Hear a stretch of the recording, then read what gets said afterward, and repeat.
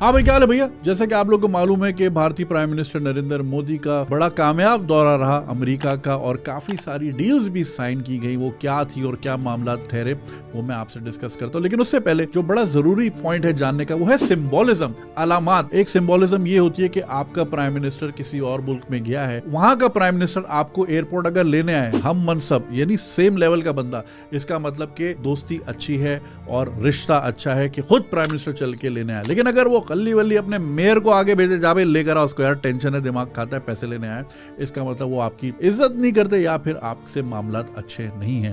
जिस तरह हमने देखा इमरान खान साहब खुद गाड़ी चला के अपने दौर में MBS को इस्लामाबाद रिसीव उन्होंने किया, लेकर आए, तो एक दोस्ती की सिंबोलिज्म, दुनिया को एक मैसेज पहुंचा। इसी तरह चाइनीज भी बड़ी इंटरेस्टिंग सिंबोलिज्म से खेलते हैं। उसका नाम है पैंडा डिप्लोमेसी, यानी कि दुनिया में जितने भी पैंडास हैं वो गवर्नमेंट ऑफ चाइना की प्रॉपर्टी है, और चाइना ने अगर किसी से अच्छी दोस्ती लगानी हो या रिश्ते आगे करने हो तो अपना पैंडा बस समेत उसकी टीम जो कि उसकी नशोनुमा करती है उस मुल्क में भेज देती है। और अगर चाइना किसी मुल्क से नाराज हो जाए तो जिस तरह दूसरे मुल्क अपना सफीर यानी अपना एम्बेसडर वापस रिकॉल करते हैं, चाइना अपने पैंडास रिकॉल कर लेता है। तो इसको कहते हैं पैंडा डिप्लोमेसी। तो खैर, इन मामलात में, सफारती मामलात में सिंबोलिज्म का बड़ा रोल होता है। तो आइए चलते हैं इस दौरे की तरफ कि इसमें सिंबोलिज्म कहां दिखाई गई। First of all, state dinner. Modi साहब को स्टेट डिनर दिया गया, और एक बहुत बड़ी बात, और दुनिया के हर लीडर को स्टेट डिनर नहीं दिया जाता, सिर्फ इंपॉर्टेंट लीडर्स को दिया जाता है। लेकिन उससे ज्यादा American joint session of Congress, ये वो जगह है जहां पे नरेंद्र मोदी ने दूसरी बार स्पीच दी, और दुनिया में बहुत ही कम ऐसे लीडर्स हैं जिनको 2 बार स्पीच करने का मौका मिला हो।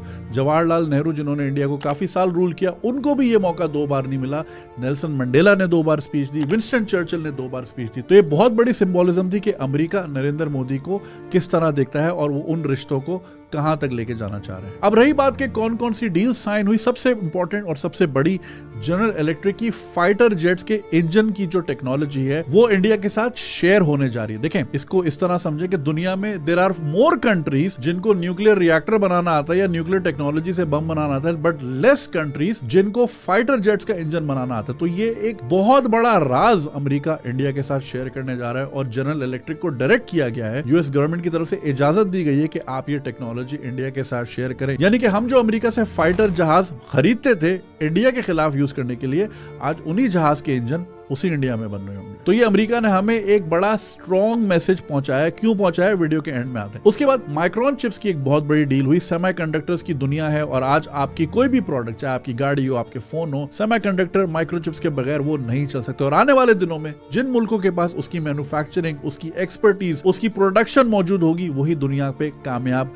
होंगे। तो ये माइक्रोन की डील भी इंडिया के लिए बहुत मुफीद साबित होगी। साथ ही साथ इलॉन मस्क के साथ नरेंद्र मोदी की मीटिंग हुई, और इलॉन मस्क ने तो ट्वीट भी की, उनको तो बड़ा मजा भी आया। तो ये भी पॉसिबिलिटी है कि आने वाले कुछ महीनों में टेस्ला शायद अपना कोई प्लांट अनाउंस करे इंडिया में। इनफैक्ट कर्नाटका की गवर्नमेंट ने तो बोला है कि आप हमारे यहाँ लगाएं ताकि हमारे लोगों को जॉब्स मिले। और ये सिर्फ टेस्ला इंडियन बायर्स के लिए नहीं होगी, ये वहां से एक्सपोर्ट करने के लिए भी होगी। यानी कि टेस्ला शायद ये चाहे उनका एक फुटप्रिंट साउथ एशिया में मौजूद हो, ताकि वो उनकी वहां से तरसील आसान हो जाए, कॉस्ट कम हो जाए, और ज्यादा मार्केट तक टेस्ला को एक्सेस मिल जाए। और फिर फ्रेंडशिप की सीमेंटिंग बड़ी हुई, काफी इस तरह की स्टेटमेंट्स दी गई जहां पे ये तासुर नजर आया कि ये एक बहुत बड़ा रिश्ता होने जा रहा है और बड़ा सीमेंटेड रिलेशनशिप होने जा रही है, जहां पे नरेंद्र मोदी ने ये तक कहा कि मैं भारत और अमेरिका के झंडे को एक साथ ऊंचा जाते हुए देख रहा हूं। यानी कि एक लॉन्ग टर्म रिलेशनशिप की तरफ ये जा रहे हैं। रही बात पाकिस्तान की, तो इन दोनों मुल्कों के लीडर्स ने जॉइंट स्टेटमेंट जो पाकिस्तान के लिए दी,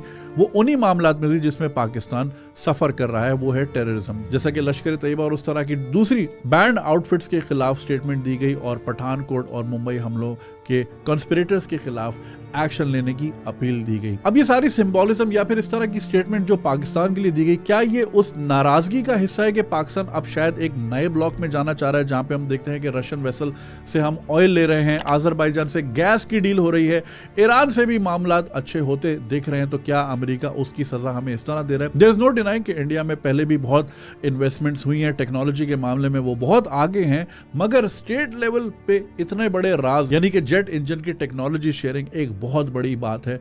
तो क्या